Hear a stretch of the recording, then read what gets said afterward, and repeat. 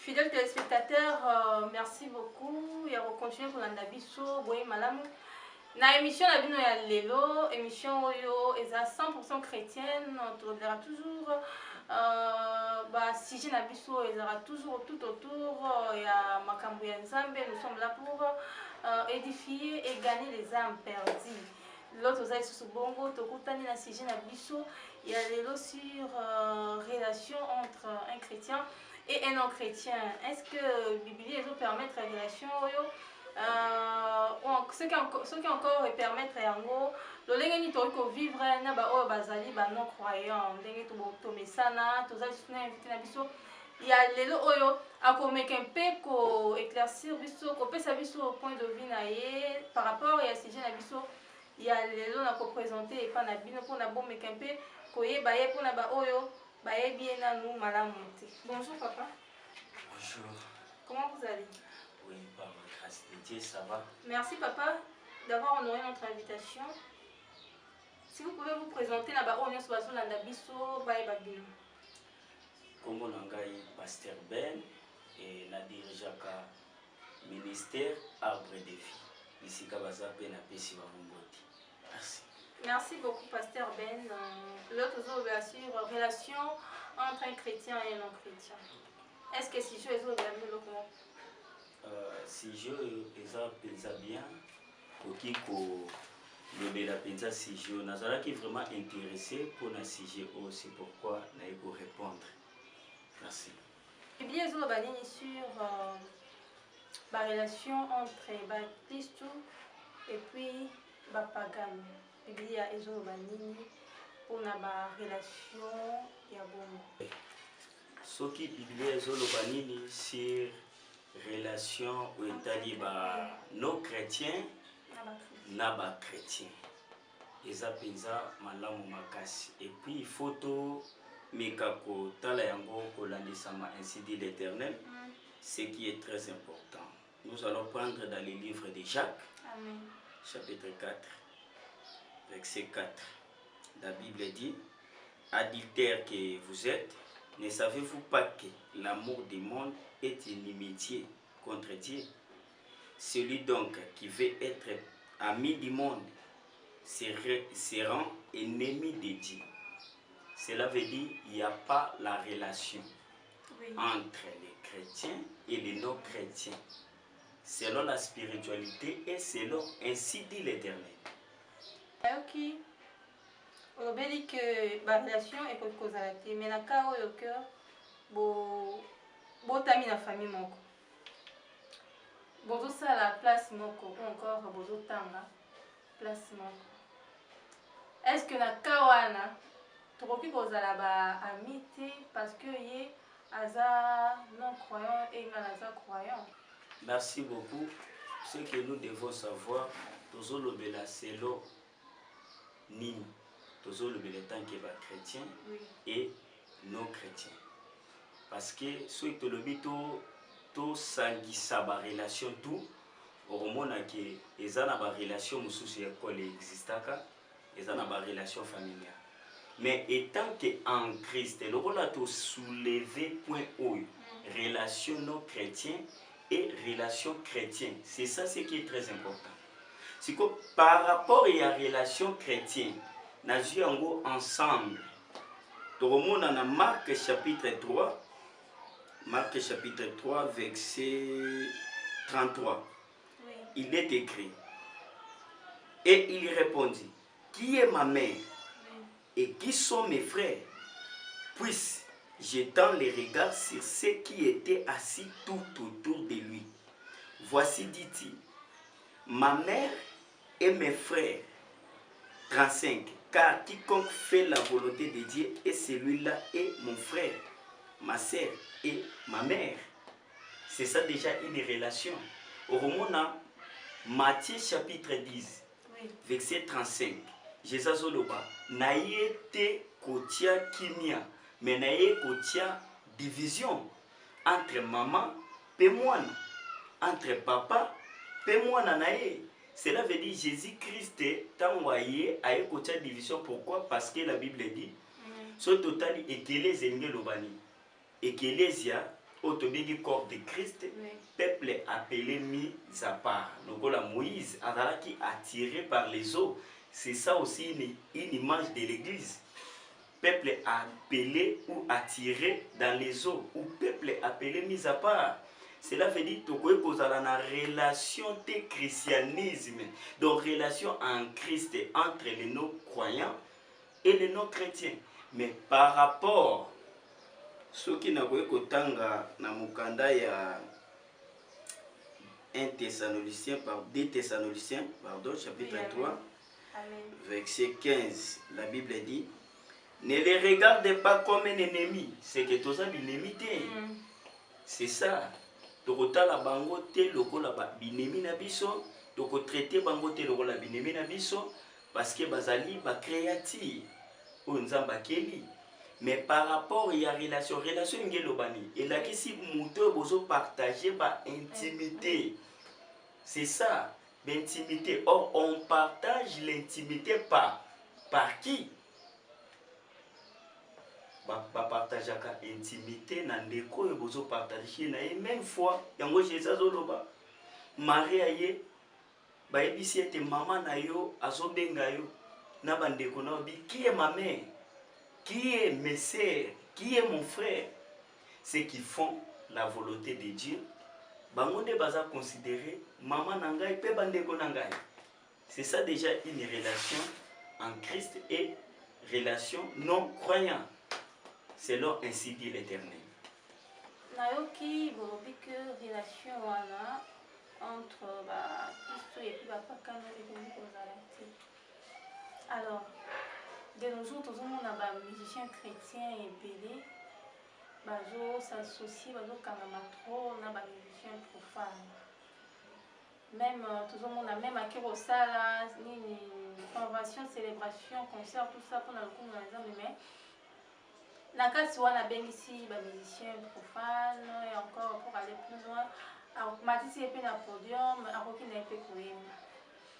Est-ce que relation wana bokoloba nini votre point de vue par rapport à ce qui oyo ezali koleka oyo tozomona biso tozomona la relation ekomi très fort entre ba musiciens profanes et ba musiciens chrétiens? Merci beaucoup. Concernant mutuno tuningai eza penza bien, mais nalingaka penza te kokota penza na ba polémique, mais na ko expliquer yango etant que nom de Dieu, parce que nazotanga na makomi nazomona ete Moïse amoni un hébreu na un égyptien bazobunda. C'est que un égyptien azoluka eta beta azobeta pardon un hébreu. Moïse a bomi un égyptien, a épargné un hébreu. C'est ça, c'est qu'un bon chrétien ne combat pas un chrétien. Mal problème, même les disciples, parce qu'il y a un problème. Au monde, Pierre a été plus grand, mais lorsque Jésus-Christ est venu, c'est lui qui veut être le premier ou chef, qu'il soit votre esclave. Donc, sur le plan, il y a Mutuno Tuninga et les chrétiens belés, et comme ça la relation avec les musiciens profanes. C'est que d'abord, vous devez savoir que tous Arabes n'imitent. Tous Arabes n'imitent parce que Bazali. Tous Arabes n'imitent, mais toujours partager croyance de mon côté. Voilà, nazokoma. Toza binemite parce que même 1 Thessaloniciens 5, Natangi 15 lobby, ne les regardez pas comme un ennemi.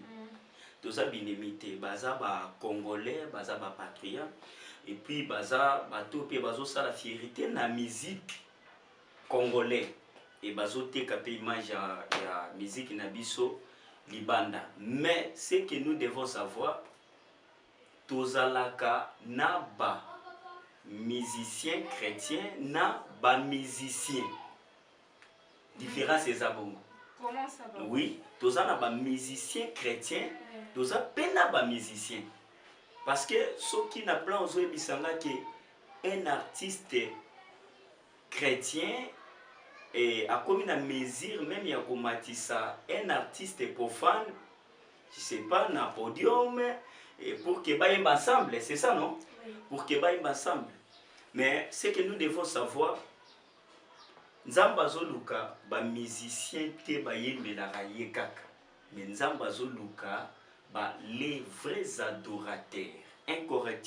Jean chapitre 4 verset 24 si je ne me trompe pas, là où la Bible dit l'heure vient est déjà venue où les vrais adorateurs adoreront le Père en esprit et en vérité. Naza moyendi na mati na podium na bengisi même artiste moko profane afin que tout yemba ensemble. Bon, en fait, et selon Gai, ils ont mis. Non, c'est pratiquement impossible parce qu'on n'a pas la même relation. Parce que tous partagent même foi. Un artiste musicien a koki koyembela na nzambe. Mais koyembela na nzambe zate o nzamba zoluka. Parce que tout d'abord, pour na koyembela nzambe, il faut d'abord devenir un enfant de Dieu. Nzamba zoluka bato bakoyembela en étant qu'un enfant. Mais soluka te que bato bakoyembela en étant qu'un étranger. Na repère exemple, au que Agar malgré apporta qui moi nous ala qui Abraham otobengi Ismaël, mais Bible soloba na tangu ya oyoyo Abraham azobenga na bango bazokende bakomi na désert na katikati ma esili. Bible soloba kolela ya Agar na kolela ya Ismaël. Bible soyebisa nga ete Nzambe ange de l'Éternel azoloba ete Agar maintenant ne pleure pas parce que j'ai écouté la voix de l'enfant. Pourquoi Zoyoka voix ya Agar? Parce que Agar azalaki étrangère.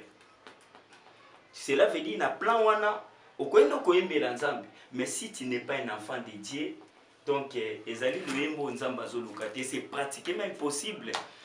Un chrétien, un enfant de Dieu collabore avec le musicien profane. Mais c'est baza binemi na biso te quoi. Donc c'est ça. Collaboration, c'est pratiquement impossible par rapport il y a écriture. On a dit ça ainsi dit l'Éternel. Ezali pratiquement impossible qu'un chrétien a collaboré dans non croyants. Donc c'est ça.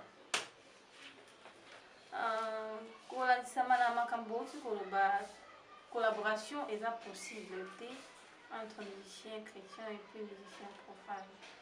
Alors, tout le monde a Baptiste Ebele, même si à Sambelaka, à l'église chaque jour, mais ce qui a zongi, au monde a na makamusu et puis on peut prier après 5 à 2 minutes ou encore 1 minute, si prière, à des chansons profanes pour na ayo na TV ou na téléphone tout ça. Alors, d'après vous, non, donc selon la Bible, pas d'après vous, selon la Bible, est-ce que un chrétien peut écouter la musique profane? Nous allons lire dans le livre de Colossiens chapitre 3, verset 16, que la parole de Christ habite parmi vous abondamment, instruisez-vous et exhortez-vous les uns les autres en toute sagesse par des psaumes, par des hymnes, par des cantiques spirituels, chantant à Dieu dans vos cœurs sous l'inspiration de la grâce. 23. Tout ce que vous faites, faites-le de bon cœur, comme pour le Seigneur et non pour des hommes. Réponse, Nabi Européen, ça m'a dit l'Éternel. Oui. Est-ce qu'un chrétien peut aussi écouter les chansons mondaines? Non, ebiso, tant on est na moto ana, muta moto pati nzembo morobo. Il y a frère morobo, ce n'est pas important de citer son nom. Atie pe nzembo nazoka. Nazoka nzembo ezobet nakani maturité. Même bisika na vanda. Il y a un frère Ouazanangam na biso voisin, atira banzembo. Peut-être atie nzembo ya artiste moko pe congolais toyebi. bayimbaka mpe bien naoyoka ke wana moto azoyimbaka na frère intel wana moto azoyimbaka na frère intel sikoyo mutuna oyo il faut tokotango na profondeur. Cela veut dire est-ce que un chrétien koki kozala na banzembo ya profane na téléphone na ye, un chrétien koki kozala na banzembo profane na ndako na ye, azwaka temps ya koyoka yango parce que eza différence na koyoka peut-être na nzela to soit toza na taxi batie parce que moto atie eza eloko na ye nga naza moto azomemanga vers la destination. C'est ça ce qui est très important parce que koyoka toyokaka mosala nzambe oyo amoni ete ayokaka te banzembo oyo eza bachanson profane atongoli mosapi ozomona toyokaka yango na banzela partout. Mais un chrétien ne peut pas avoir les chansons mondaines dans son téléphone, dans sa maison, parce qu'ils ont édifié. Pourquoi la Bible dit tout ce que vous faites, faites-le de bon cœur, comme pour le Seigneur et non pour les hommes. Cela veut dire tout ça pour la gloire de Dieu. Cela veut dire la chanson mondaine, autobengi, musique profane, ils ont édifié. Mais apôtre Paul a dit tout est permis, mais tout n'est pas utile. Ils ont permis, mais ils ont utile pour nous les chrétiens. Un chrétien a la banzembo mondaine, ya mokili otobengaka. Ils ont banzembo mokili parce que ba yimbelaka bato. Parce que bazo yemba yango pour la gloire ya bato. Mais la Bible ezoloba ete tout ça là yango pour la gloire de Dieu, la gloire du Seigneur. C'est que réponse ici est pesami. Pour nous les chrétiens, et toujours l'andara au Bible lobby, tout ça là et non pour les hommes et pour les seigneurs. Un chrétien, ma réponse est ici. Un chrétien ne peut pas avoir les chansons mondaines dans sa maison, dans sa voiture et puis dans son téléphone. C'est ça ce qui est très important. Biyano na yo, pardon mituna na yo, biyano na ngai yango wana. Merci. Bobaki mon Christ pose à la relation te na non-croyant. Alors, que faire lorsque un chrétien aime un non-chrétien? C'est très important. Donc, Nzamba Kumisama na pamboli ba sujet oyo eza très important oyo la majorité bayebarati. Merci beaucoup. Soki un chrétien akoki kobala toi lingi et non croyant. C'est très important. La Bible dit aimons-nous les uns les autres. Et bandi awati. Et bandi depuis na enseignement ya Moïse, na lité ya Moïse. Moïse azoya koyebisa peuple Israël alobi tokoki kolingana na ba étranger te ou étranger te. Eza loi epesami depuis kuna. Mais la même Moïse azokende kozwa une femme éthiopienne azaki étrangère. Oromona même na époque ya Samson, oromona na juge Bible ezoloba Samson après avoir okende kozwa mwasi moko ya étrangère, famille na ye etelemelaki ye, ba mama na ye batelemelaki ye, yo koki kozwa une femme étrangère te kolandisa ma coutume juif. Mais bayebaki te ke ekoki pe kozala la volonté de Dieu. Un chrétien ne peut pas avoir la relation entre un non-croyant. Mais si c'est par la volonté de Dieu, pourquoi kolinga un non-croyant ou d'abord alingi yo asepeli na yo parce que Jésus zoloba soki moto alingi ngai akolinga tata na ngai. soki moto alingi nga alingi tata na nga te seki alingi nga te. C'est que soki non croyant alingi nga il faut alinga o aza kati na nga. Apôtre Paul abi Galates chapitre 2 verset 20. Ce n'est pas moi qui vis, c'est Christ qui vit en moi. C'est que tango nyonso tango azolinga nga il faut alinga pe o aza kati na nga. O aza kati na nga c'est Jésus. C'est que soit lingi o aza kati na nga et eza d'une manière pe ya ko gagner. Il y a pour gagner et non chrétiens parce que notre devoir c'est pour gagner les âmes. Tous les binemi na bango te, il faut tokende vers bango, tote ya bango bonne nouvelle. Tokende vers bango te, poto sangana to collaborer.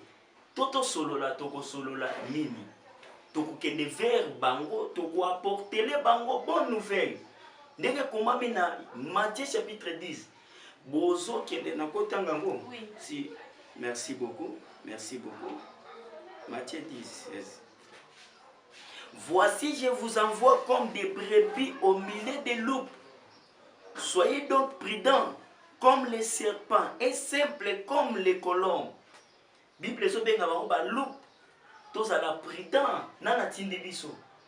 Le Seigneur Jésus-Christ a tindi biso. Bitio ya tindi biso zanini. Matthieu chapitre 19 28. Allez, faites toutes les nations mes disciples. Atindi biso na mokili tokende ko apporter les bango bonne nouvelle. Po mema mbongo wana pe bolimbisi ya masumu. Et non pour collaborer, et non pour vivre ensemble. Marc, alobi, celui qui croira sera sauvé et il sera baptisé. C'est ça ce qui est très important. Non croyant akosoka lobi ka linga, il faut linga Yesu azakati na ngai. Il faut linga religion na ngai unazali. Il faut linga oyazakati na ngai. C'est ça très important. Mais soka lingi oyazakati na ngai te malingi ka seka lingi ka te. Parce que ma réalité, ce n'est pas moi, mais c'est Christ. Si c'est par la volonté de Dieu. C'est ça. J'espère que vous comprendre pasteur Ben Ateicho.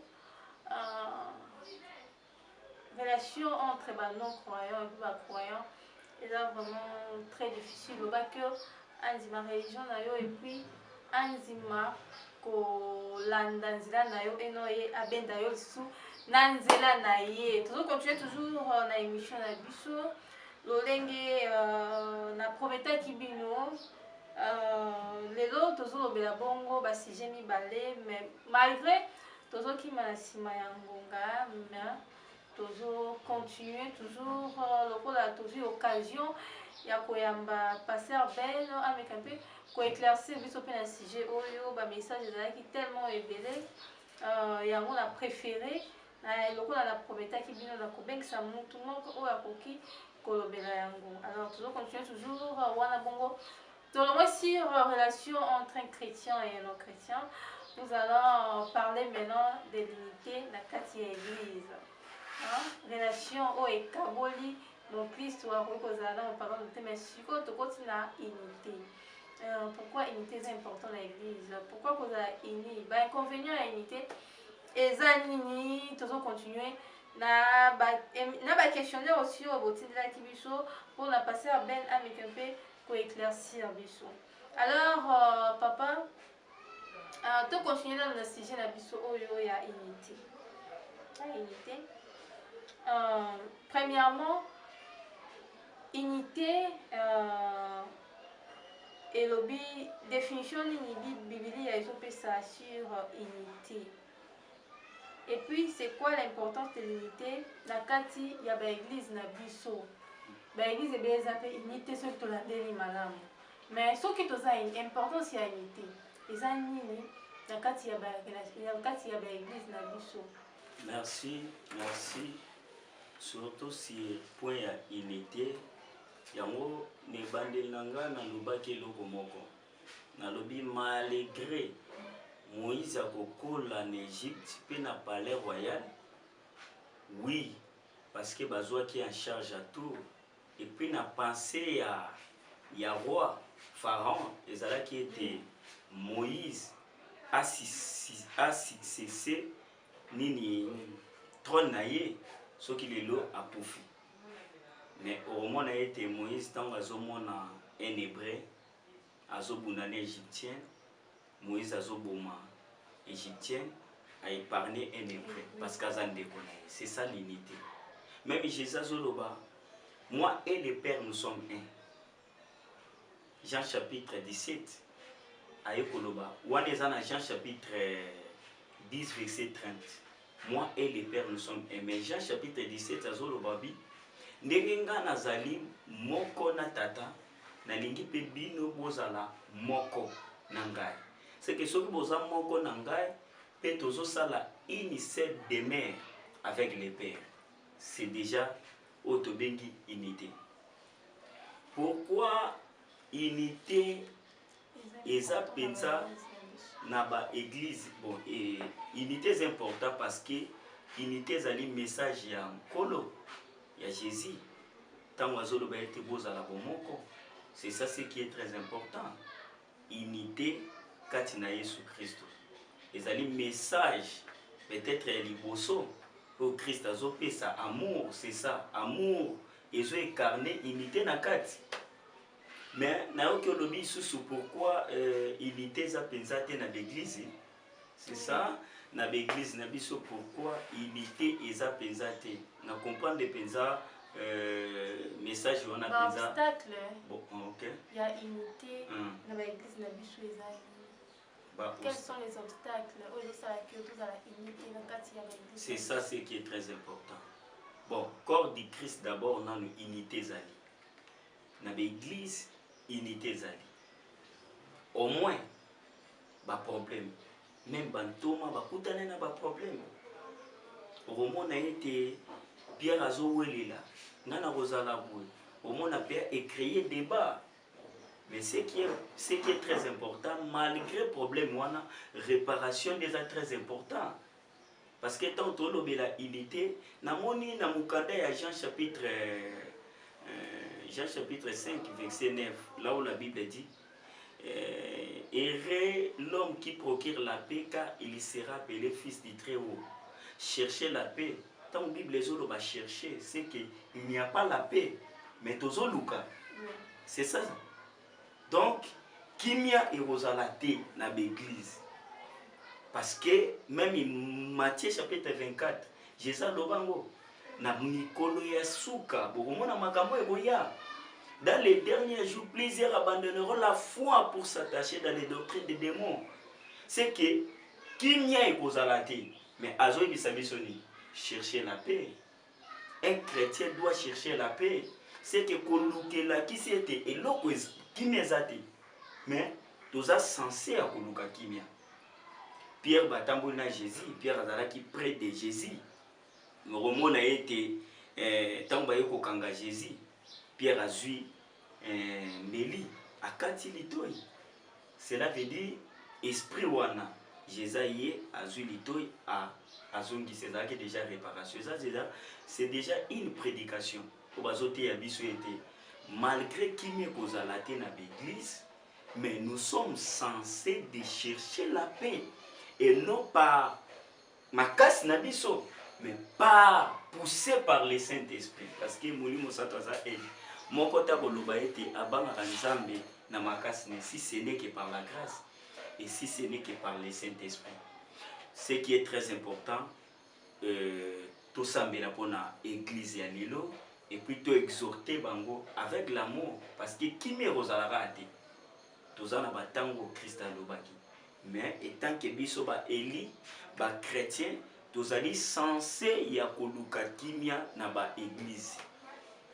Soki pasteur ou azoyo kanate na pasteur oyo pasteur wana azoyo kanate linkoloba te ke baza ba faux pasteur ebele même na ba prédication na bango ekomi ba jeto moi que là voilà non linkoloba te ke baza ba faux prédicateur to ba faux pasteur parce que Bible les autres ba été tozala ba l'homme dédié tant ba bi l'homme c'est qu'il y a dans la partie faible dédié à sa peine la partie à Bunzambi. C'est ça ce qui est très important. Parce que nous sommes pasteur on a pasteur babeba ni bandi ko boka na ba jeton ba faux serviteur de Dieu. Non, baza ba faux serviteur de Dieu. Mais eza juste Satan, sa mission est que aya a diviser pour que a régner. Mais il y a aussi d'autres soro monique bazali ko benda na oya salibo subasima na ngoza ka mbongo parce que tozo le la mbongo. Mais l'évangile ce n'est pas l'argent, mais l'évangile c'est d'annoncer la bonne nouvelle. Et notre récompense ce n'est pas pour les fidèles, mais notre récompense c'est Dieu lui-même qui nous récompense. Bref, na basali ya nzambe oyo bayoka na raté kolongwaka te basala nzambe même ba chrétien omona na ba jeunesse omona na l'église oyo ayoka na raté na intel oyo ayoka na raté na intel ezali misala ya Satana. To sambela pona yango et puis to exhortaner moko na ba mususu to yeba kolimbisana to luka to réparer. La réparation c'est très important parce que Jésus-Christ a enseigné biso réparation. Lito esi ekoi ezaki pratiquement impossible les onga, mais Jésus-Christ a école qui biso en Christ il y a l'impossibilité. Azui lito azongisi. C'est que ce qu'il avait fait, nous aussi nous allons faire parce que il est notre exemple, il est notre chemin. Otoko kolanda.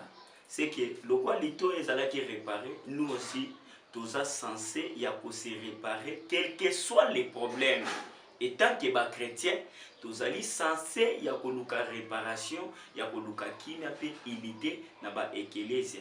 Pe na profiter ko sambela pour na église corps de Christ. Bana na nzambe nyonso oyo bisika kimezate, nzambe akotisa kimia na mabota. Tango Yesu akoya kozwa corps de Christ. Cela veut dire 2 Corinthiens chapitre 5, verset 17, la Bible dit si quelqu'un est en Christ. La Bible n'a pas dit si quelqu'un est dans l'église locale. C'est que cela veut dire division ezali mutoyo a régné foi en Christ. Atiki christianisme a longue peut-être a commis la religion yoyebi. Ce n'est pas permis pour moi de citer la la religion yoyebi. D'être au bien yango division. Mais mon tour a quitté, faut te raison nini o ya quitté le. Soka za na ba raison na ye, akoipe ko kende lokola babengi un enfant prodige tango akei. Soka ke na ndenge ya malamu ta ke selon la volonté de Dieu te to ko pesa chance akende. Soka ke kunde simbi ta kozoma na ndako ya tata. Mais soka ke ipe simbi gloire à Dieu. To soutenir rien parce que biso nyonso te to kokamba bandemi nyonso na mboka Congo. Biso nyonso toza censé te to teya na ndeti nazaka na masina etro Congo. Na kweko ya oteya nini awa na limité. Na kweko ya koteya bien sûr mais na koteya ba nyonso te. Ezo senga ete to panzana aller partout dans le monde. C'est ça ce qui est très important. Mais ce qu'on moni lelo est comme que muta quitté église a que peut-être pour créer église moroboui. Peut-être à quitter selon la volonté de Dieu. Peut-être peut à quitter selon la volonté de Dieu. Mais Bible les autres a bisopé un enfant prodigue. C'est qu'ils appellent l'ité. Tata wana na mutema malamu a permettre que moi na kende. Mais tant aussi mbita zongaki. Mais ce qu'on moni lelo ba obenga mo division. Ezali kaniaka mbongo lelo ekomi côté ya biso ba mateya oyo na ebité mutavandi so longwe na église nanga mundimo longwe na église nanga aucune église moko boye quelconque c'est que au diviser eza division okebila kelema be non ce qui est très important akoye kokende soka moni ke awa ezo simbate awa moni clarté akoye kokende aza libre. Mais soki nzambe abongisela ke sika na eza epa na ngai musala tosala ke za nzambe eza ya mutu te yango moni du fait que batu bakomisi musala ya nzambe ya bango yango zomona ete nakoki ko perdre mingi pe bato balandela wana nakoki ko perdre te ezaka bato oyo bapesaka bambongo ebele. C'est pour cela l'église est comme aveuglée par les offrandes. L'église est comme aveuglée. Nana koya na $100, le quoi na ebike oya na $100, na komi mbala moko aveuglé. Soka longwe, cela veut dire guerre ekoti. Pourquoi zu mundimi nanga? Pourquoi zu mundimi nanga? Ezaka pona mundimi te, pona âme ya Christ te. Mais za pona kaniaka. Donc mbongo. Donc yango différence ekozala entre bamwe na ba oyo avandi atangi Bible et amoni ke musala ezate tika na sala musala nzambe. Différence ekozala parce que ouais akotala nanu d'abord âme, ba âme et non l'argent. Mais ba oyo bazo kende sans ke nzamba tinda bango baza pebere ba otala mingi bon parce que ba benga ngo cop. Quand tu as bien un cop église futaka. Donc il dit malongwe to muto azo travail na ya longwe a benga ngoni division. Mais ce n'est pas une division. Hein? Et ça séparation. L'autre na Abraham nzamba a séparé qui va se séparer parce que bande ko yo kanati. Et ça division té parce que différence c'est entre séparation et division. Et ça division té ça séparé. Même l'autre na musika Abraham na mutema malamu akotika te ki mabe comme la Lot. Il va intercéder pour Lot. Tozo lukasko génération ya papa baza na mitema ya Abraham. Oui. Malgré tout se séparer, mais sa division te azaka toujours ndeko nanga. Bisika zali na koyebe ko intercéder pour naye en fait qu'il a avancé. To kende bien, c'est ça autolobeli kimia pe unité. On a unité de l'esprit et la paix. Donc merci beaucoup. Et c'est pas Singa Benda si j'ai eu. Merci beaucoup. Merci. Nayoki Bolobi, soki par exemple, moi na abimi déjà dans l'église, alia sala église na yeza division, te la séparation. Pour la batu oyo, ba pasteur oyo, ba comme ça parce que aujourd'hui ba pasteur on va comme ça on a division. On va comme ça en division par égoïsme et ambongo. Alingi nyonso ezala okolbani ni pour na pasteur moko ya bongo. Tout d'abord, nazali moindre parmi tous les serviteurs de Dieu dans le monde. Nazana conseil à kopesa surtout et bateau na kuta penza te mais nazaka nde na lité ya côté ya ndeba na nzala. Nazo te ya ba pasteur te mais nazo te ya bana nzala parce que un pasteur c'est un enfant de Dieu. Ce qui est très important, au benga pasteur mais je suis un frère quand tu n'as Christ. Pour na bana na nzambe oyo ba se comportaka de la même manière na ningi na loba ete vous comprendre nga bien. Tous en mitema ya Abraham. Isimbi te na Lot, tous se séparés. Lot a poni pays ville nini. Ville à mona keza kitoko pona yi. Sodome et Gomorrhe akei. Mais Abraham akende ko siéger kunate. Abraham pa pona ki ville oyo. O esepeli saki. Mais tangu mabe zoya eleki na nzela ya Abraham parce que Abraham aza tata. Lot aza mwana. Po appel ezalaka ya Lot te mais appel ezalaka ya Abraham. Ba Lot na ba église baza bato baza na vision te. Ba bengami te na nzambe mais ba bengami par nous les serviteurs. Otozo benga ba Abraham. Lokola ba bengami te biso nde tokoyoka nzambe beaucoup plus. On moni différence ezalaki tangu les 3 anges wana baoleka na nzela ya Abraham. Abraham amoni bango mutu moko. Abi mon Seigneur. Mais et pas ya Lot, on a bango 3 personnes. Pourquoi? Parce que Abraham azalaki na révélation. Parce que azalaki appelé na Genèse chapitre 12. Et pas un et pas un Nzambe. Donc pour na koloba, il faut tous en mutema ya Abraham. Malgré moi na ko quitter, moi na ko kende. Peut-être cause appelle la volonté Nzambe te.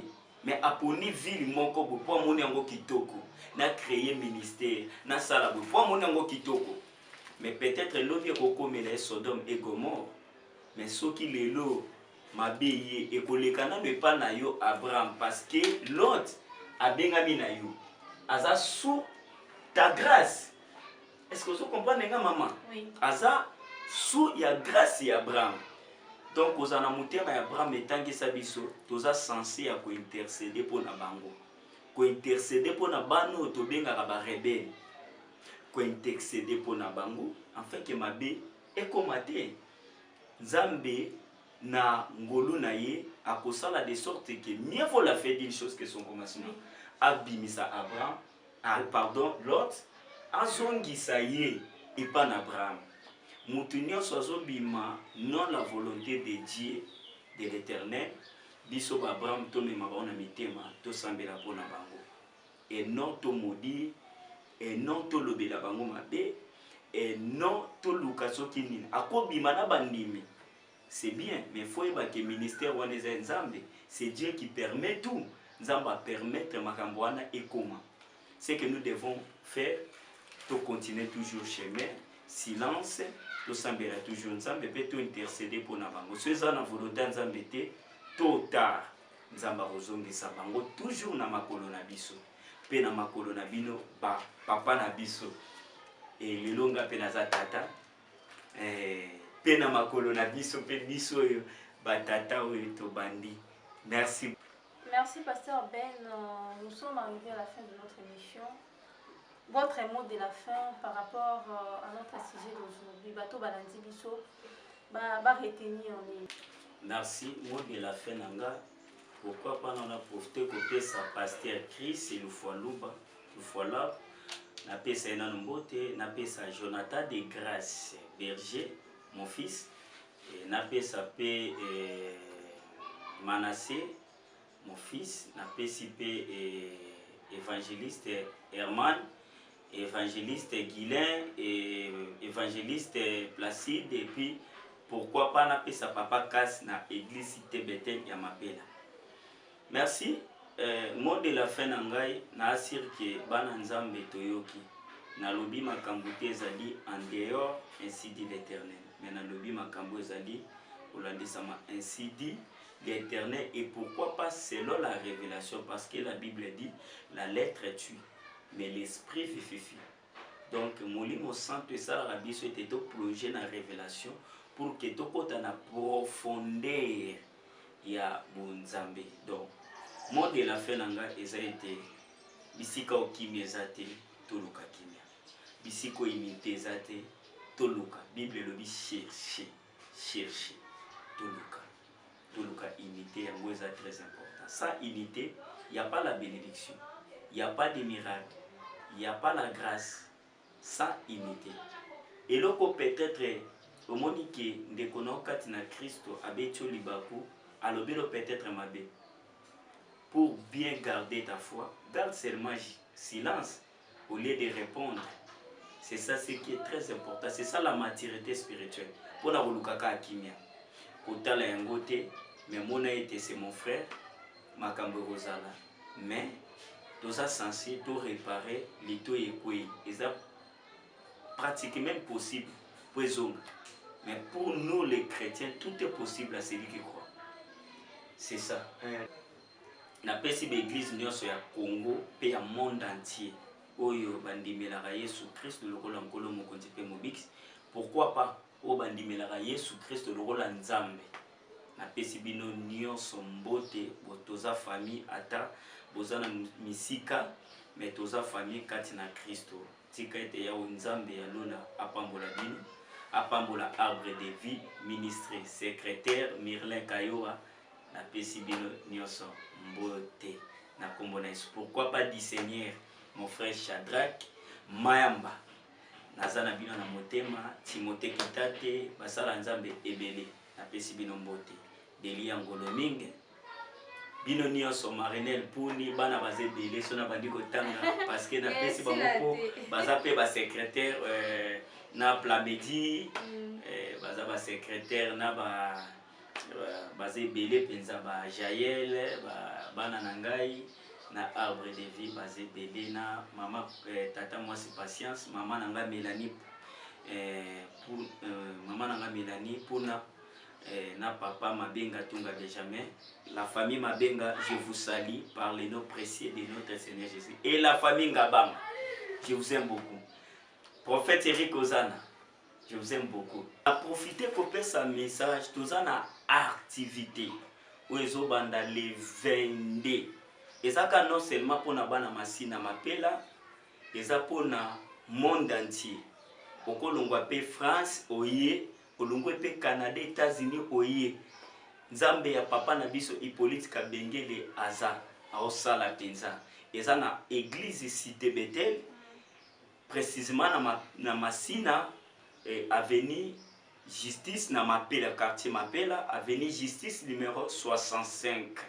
Soko tuni oye okomona donc ezali penza ensemble bisiko na bimi peka te naza au place ba bimi singai nde nazokamba cellule o babengi arbre de vie, ministère arbre de vie. Donc toza wana basala nzambe baza ebele on atangi bakombo ndeti pasteur Chris Lufola, ndeti évangéliste Guilain ebengo ndeti évangéliste Herman Ebengo, pasteur Placide, papa Kasi azawana. Donc biso nyonso ekozala kitoko sous la grâce de papa na biso Ipoka Bengele et bandi le 22 ekosila le 27. Boya na bengisi bino boya ebele nzambe ya tata na biso Ipoka Bengele azawana pona kosalela bino bana ya Cité Bethel bozangate. Merci beaucoup vraiment pour la opportunité bokesinga na profiter au sa message. Merci. C'était là le pasteur Ben avec la comment vivre la relation entre chrétiens et non chrétiens et sur l'unité dans nos églises. J'espère que vous comprendrez. Séparation, division, parce que séparation est à la séparation, la division, mais quand peut changer le comportement la bino et puis on soit mis ça pour sangana na non croyant et ça vraiment madame parce que lobby pour quoi sama au lieu yo benda na ngambo na biso bangonde ba benzi yo na ngambo na bango alors to comme na suka ya émission na biso au revoir.